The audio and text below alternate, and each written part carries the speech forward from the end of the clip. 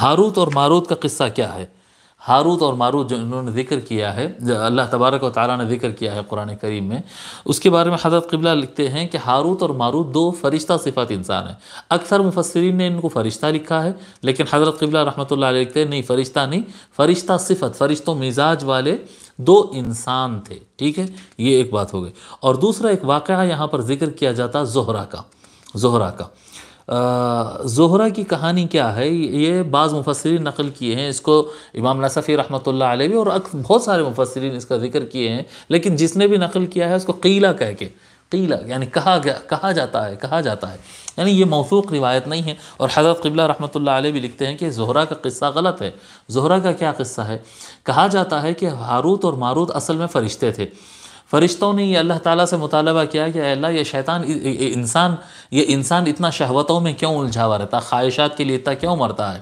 تو اللہ تعالیٰ ان کو اجازت دیتا ہے کہ بھئی تم بھی ٹیسٹ کر لو، یہ شہوت جو چیز ہوتی ہے تم بھی تجربہ کر لو۔ جب ان کو اجازت ملی تو انہوں نے چن لیا کہ ہم فرشتوں میں سے یہ ہاروت اور ماروت، چلو یہ دو آدمی ہیں، آپ اے اللہ ان کے اندر شہوت، جی خواہشات جو ہوتی ہے، یہ خواہشات کی شہوتیں ان کے اندر ڈال دے، اور ہم دیکھتے ہیں کہ بھئی ہم تو فرشتے، ہم تو غلطی نہیں کرتے، دیکھ لو ٹیسٹ کر کے۔ اللہ تبارک و تعالیٰ ان کے اندر خواہش اور شہوتیں ڈال دیا، اور جب وہ زمین پر اتارے گئے تو ایک زہرہ نام کی عورت تھی، زہرہ نام کی عورت، یہ زہرہ وہی ہے جس کے نام سے پلانٹ ہے، آسمان میں ایک پلانٹ ہے، اس کو عربی میں اور اردو میں اس کو زہرہ کہتے ہیں، وہ پلانٹ کے ہی نام سے بتاتے۔ تو وہ ایک عورت تھی زہرہ، اس کے محبت اور عشق میں یہ دونوں لوگ پڑ جاتے ہیں، یہ دو فرشتے ہاروت اور ماروت، کیونکہ ان کے اندر شہوت اور خواہش تھی تو اس کی محبت میں پڑ جاتے ہیں، لیکن وہ شرط رکھتی ہے کہ تم میرے قریب اس وقت تک نہیں آ سکتے جب تک کہ تم شراب نہ پیو، شراب اگر پئیں گے تو میرے پاس آنا، ورنہ نہیں آنا۔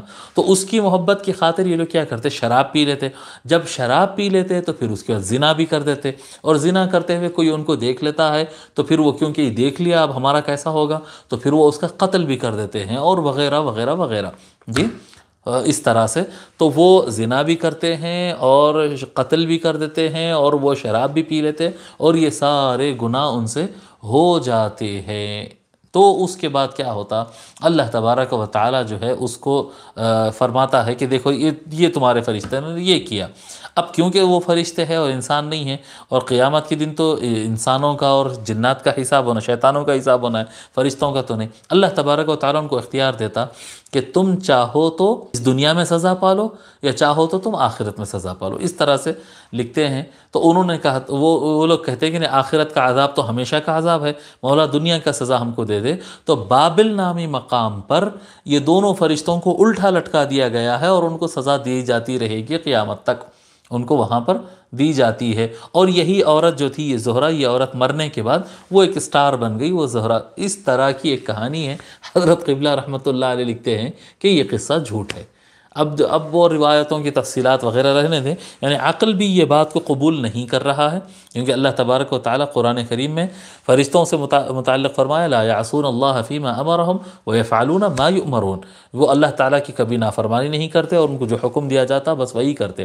جو اللہ تبارک و تعالیٰ کبھی یہ نہیں فرمایا کہ فرشتے کیا کہتے ہیں، اللہ تعالیٰ کے حکم کے خلاف جاتے ہیں اور سوچتے ہیں، اور یہ سب اللہ تعالیٰ نے نہیں فرمایا۔ اللہ تعالیٰ نے فرمایا وہ لوگ غلطی نہیں کرتے، نافرمانی نہیں کرتے، جو حکم ہوتا ہے بس وہی کرتے ہیں۔ تو یہ واقعہ بالکل غلط معلوم ہوتا ہے، اور حضرت قبلہ رحمۃ اللہ علیہ نے بھی لکھا ہے کہ زہرہ کا قصہ غلط ہے، وہ دو آدمی فرشتہ صفت انسان تھے۔